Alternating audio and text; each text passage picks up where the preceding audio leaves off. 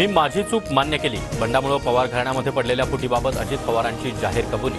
पवार गटात जाण्याच्या तयारीत असलेल्या भाग्यश्री आत्राम यांना सल्ला. खोलवर झालेल्या जखमेचा व्रण जात नाही. जखम वरती बुजल्यासारखी दिसते, मात्र व्रण कायम राहतो. अजित पवारांच्या चुकीच्या कबुलीवर आव्हाड यांची प्रतिक्रिया. भाग्यश्री आत्राम यांचा 11 किंवा 12 सप्टेंबरला पवार गटात प्रवेश. दगा करणाऱ्यांना नदीमध्ये फेकून दिलं पाहिजे.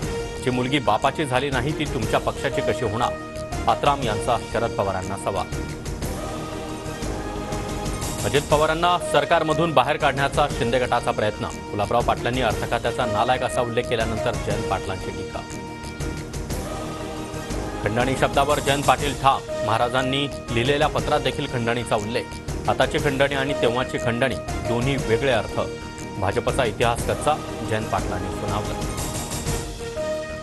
महाविकास आघाडी सरकारची ओळखच खंडणी म्हणून त्यांना प्रत्येक ठिकाणी खंडणी दिसेल. फडणवीसांची जयंत पाटलांवर टीका. मागितलेली खंडणी न मिळाल्यानं शिवरायांनी सुरतेची लूट केल्याचं जयंत पाटलांनी केलं होतं वक्तव्य.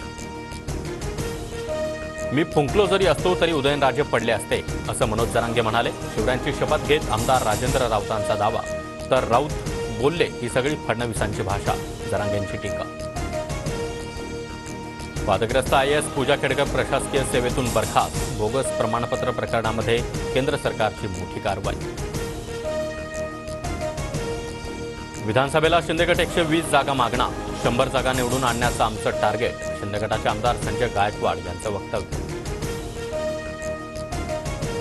फोडाफोडीचं राजकारण पाहता राज्यामध्ये महाविकास आघाडी सरकार आलं पाहिजे, एकनाथ शिंदे यांचं वक्तव्य.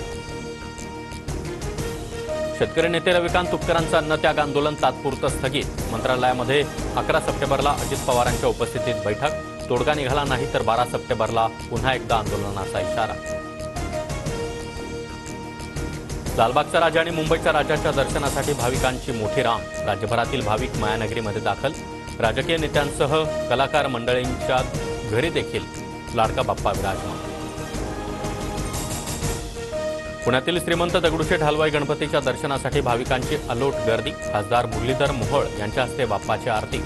दगडूशेठला यंदा हिमाचल प्रदेशातील जटोली मंदिराची प्रतिकृती साकारली.